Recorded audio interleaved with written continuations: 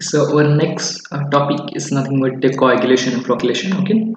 So in previous topic we discussed about the plain sedimentation process and the design of various parameters or design criteria for the sedimentation basin or sedimentation tank. Okay. So the type 2 settling or type 2 sedimentation, it is nothing but the coagulation and flocculation. Okay. So the first process, it is simply, you can say, the plain sedimentation without any chemical. We allow to settle down that particle and impurities at the bottom of the basin. And the second type, where we required to add the chemical for the settling of that very fine particle which not easily remove in plain sedimentation process, and that process is called as the coagulation process or coagulation of water. Okay.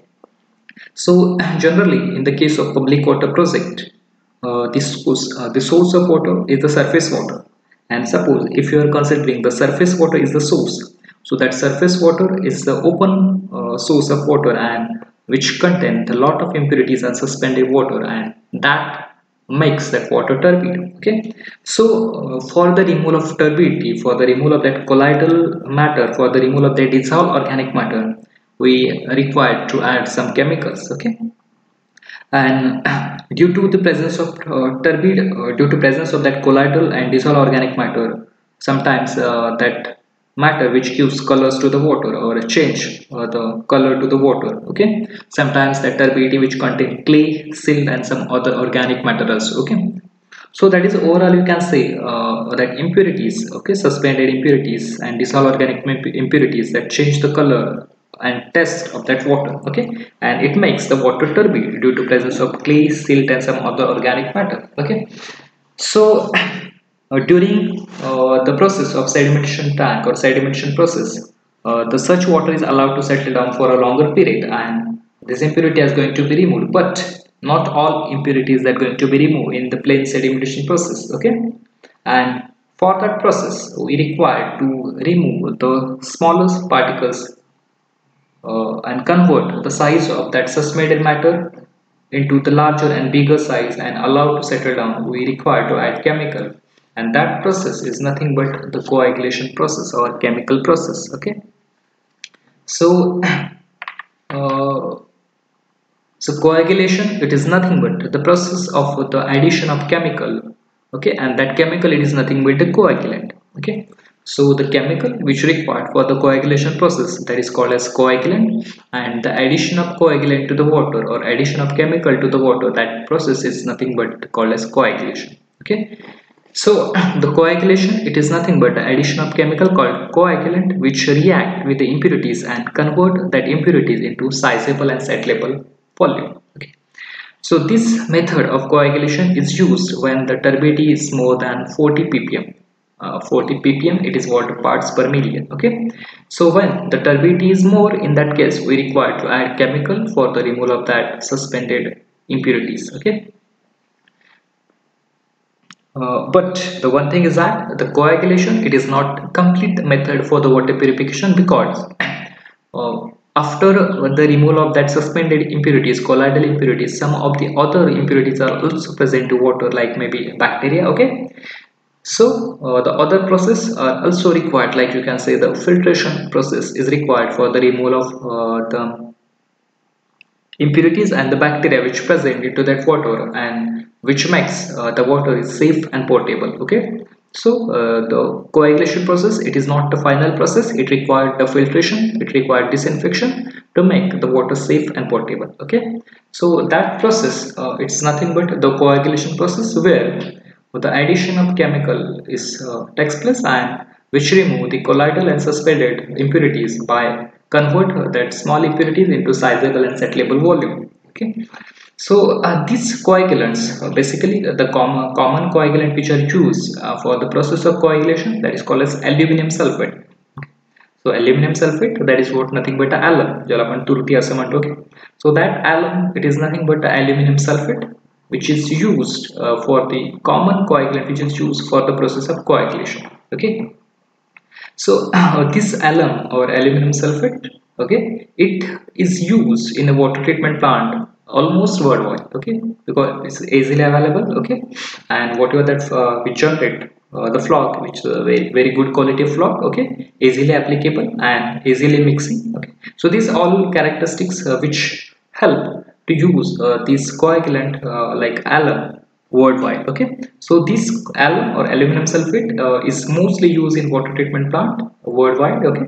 So this alum which supply in the form of flakes or either in the form of solid lumps, okay, while applying to the treatment is convert into the solution, okay. So either you can convert that alum into the solution and that solution you can add to the water, okay, or other form flakes, either in the form of flakes also you can add that alum into that water, okay.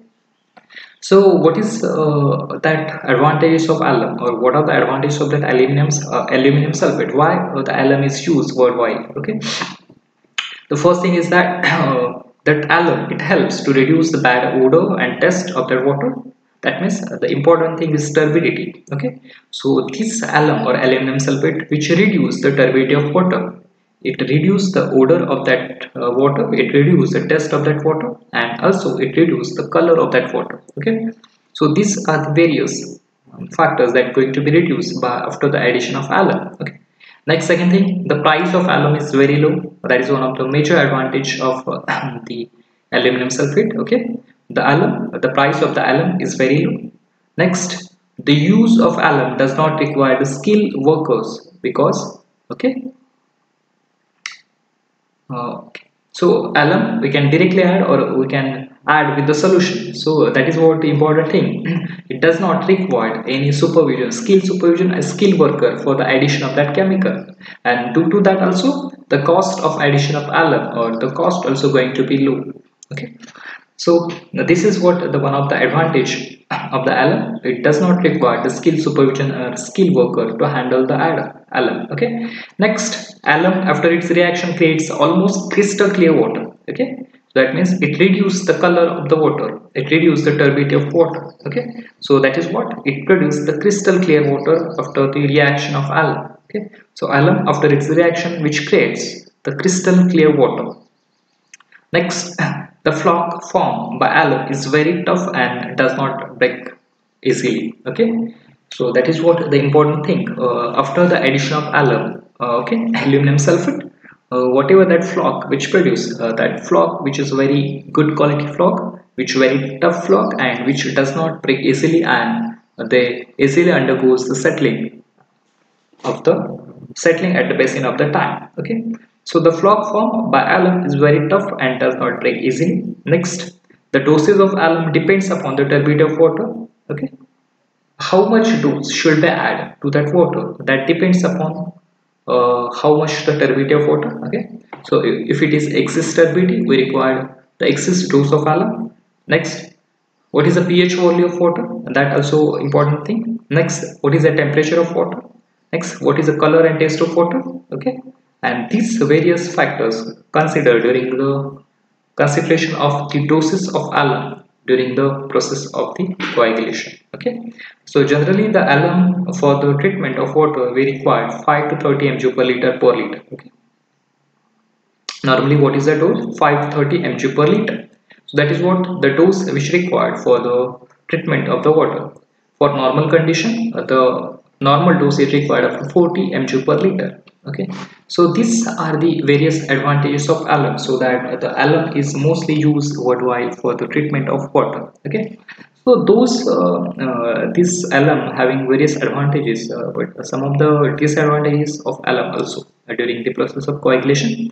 So the first disadvantage is that the sludge developed after the use of alum is difficult to dispose. Okay, so that means what is the disposal process or how to dispose that sludge. Okay, because it is very tough and which does not break easily. That is good quality of sludge produced. So the sludge developed after the process of alum, okay, which is difficult to dispose of. Okay, so that is what the one of the disadvantages of this process of coagulation process. Okay, the sludge developed after the use of alum, which is difficult to dispose. Okay, so either you can use landfilling or either you can use low laying areas, landfilling into the low laying areas, so that you can use the process for the filling of for the disposal of the sludge. Okay, second, the disadvantages of this process: to maintain the pH value. to get. Okay, so if you want to maintain the pH value of that water, so you have to add extra like a lime we require to add. Again, you can say the caustic soda you can require to add. So that process going to be increase the cost of the process. Okay, so basically these two disadvantages of the process of the addition of the aluminum sulfate or alum. Okay, the first thing is what? The alum, which is having the sludge produced after the process of addition of alum, it is difficult to dispose. And second thing, during the process of addition of alum or aluminum sulfate, we require to maintain the pH value. And so that we, with alum, together with the alum, we require to need a lime and caustic soda, so that going to be increase the cost of the process. So these are the two disadvantages of the alum and the various other advantages of the alum or aluminum sulfate.